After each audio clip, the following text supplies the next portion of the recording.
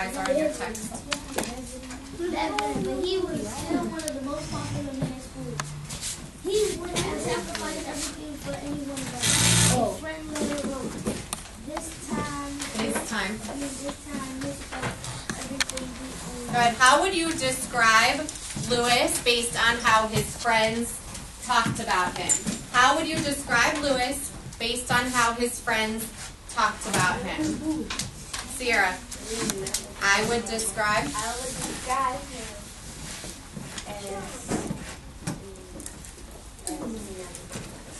Okay. Never gives up. How come? What's your evidence?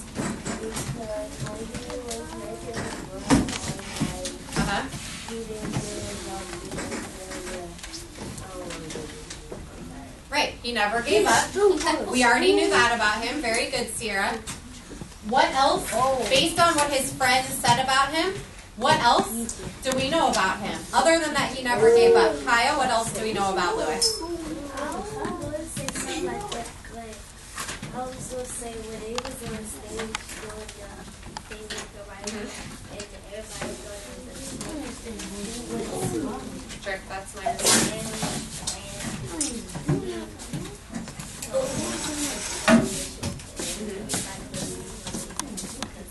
Okay, what about right here, what his friends just said about him? We're pulling evidence from other places in the text, which is fine.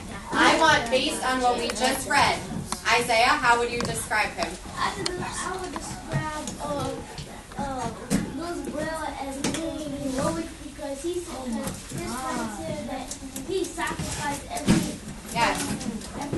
He sacrificed everything for his friends. So one word for that could be heroic. He's also, I'm not sure if you guys have heard this word before, selfless. Yeah. Does anyone know what selfless means? Raise your hand if you know what selfless means. Charles? It means like you care more about somebody else but yourself. Absolutely. Excellent, Charles. That's excellent. That's +1. He puts other people before himself. He puts his friends before himself. So he's heroic and he's selfless. Amelia? I was thinking he's outgoing. Okay, yeah, he had a lot of friends, right? So he's outgoing. People seem to care about him a lot. Now remember, our objective for today is the author's message. So start thinking about how the author feels about Lewis if we're understanding that he's all of these things. Are these all positive character traits or negative? Positive. These are all good things, and that's what the author is focusing on. So keep that in mind. Lewis never talked about all the good things he did. So more evidence that he's selfless. He never wanted to be thanked, another friend said later. Pick up Malik. Make sure eyes are on your text.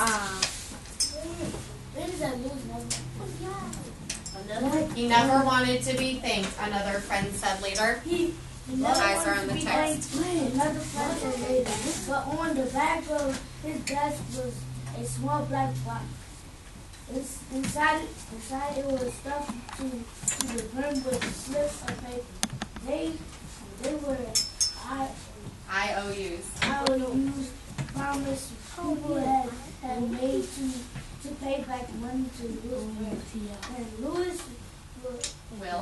will he wrote destroy the box when I die. Why do you think he said destroy the box with all the IOUs when I die? Kayla, why do you think he said that? I think he said that because, like you said, he's selfless. So he doesn't. Trick, that's -1. Right. Does he care if people don't pay him back? No. Not really. He's willing to do whatever his friends need. He cares more about them than about getting paid back. So more evidence for him being selfless. Isaiah, that's +1. I like how you turned around and beamed on Kayla when she was speaking. Thais, you also beamed on Kayla, so that's +1. Trinity. I got a connection because in my old school, like if we walked in the hallway and we did something good, she had to give us tickets. And she left the tickets in the classroom. She'll just give us sticky notes that said that. Okay, so you know what an IOU is. Very good. Let's keep reading. We're almost done. Okay. Let's keep reading, page 76. I'm going to read for a couple minutes to keep us moving. Make sure you're following along. Eyes are on the text, either in front of you or up here. In 3, 2, Corey's eyes are on the text. 1, Howard's eyes are on the text. 0, Isaiah's eyes are on the text. Very good. One damp, cold day in December 1851, Lewis caught a cold. It was just a cold. India, that's -1. If you have a question, you can raise your hand. It was just a cold. But he was so weak, he could not get over it. His fever climbed higher and higher. His old cough grew worse and worse. All of Lewis's friends came to see him.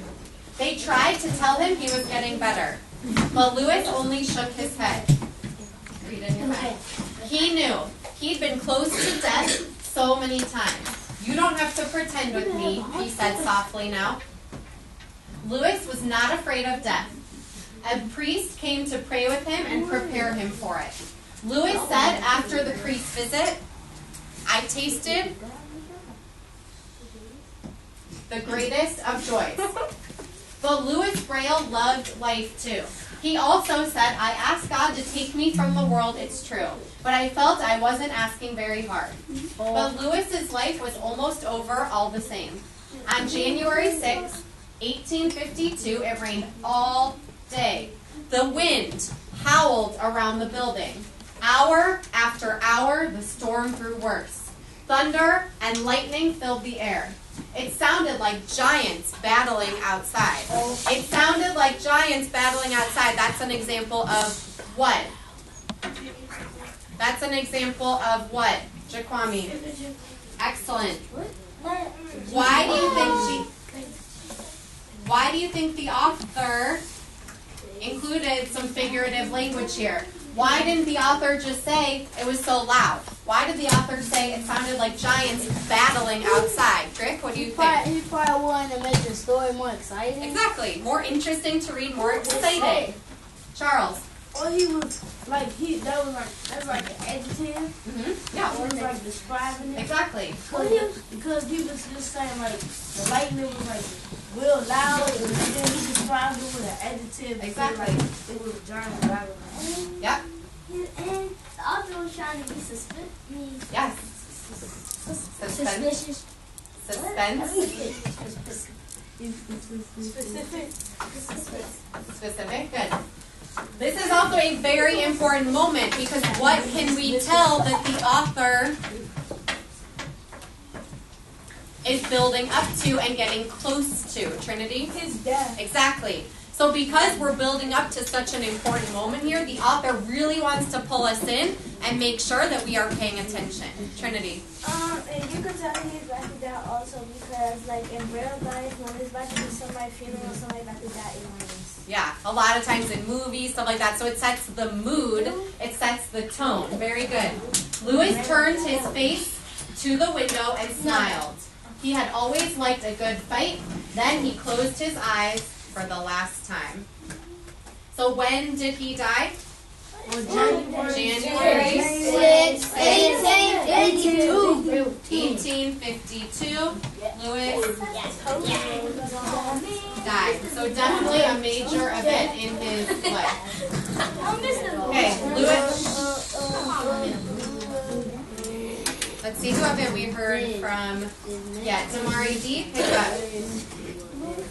Nice and loud. Lewis Braille. was big. His many friends missed him and were very sad. But he was not a well-known man. Not a newspaper and all of press printed the news of his death. Yet today his name is known all around the world. He was a simple school teacher. He never made much money. Yet today, blind people everywhere bless him for giving them one of the greatest gifts of all time. the alphabet called. Good. Was Louis Braille famous when he died, Kaya? No, you need to take off a point and put your eyes on the text. You're not following along, and that's why you don't understand. Was Louis Braille famous when he died, Malik? Was Louis Braille famous when he died, Bria? No. How do we know that he wasn't? Because in the text it said that they didn't have no newspaper other than that. Exactly. Not one newspaper printed the news of his death. He was not a well-known man. Malik, was he famous when he died? Kaya, was he famous when he died? No. So when did he become famous? After he died.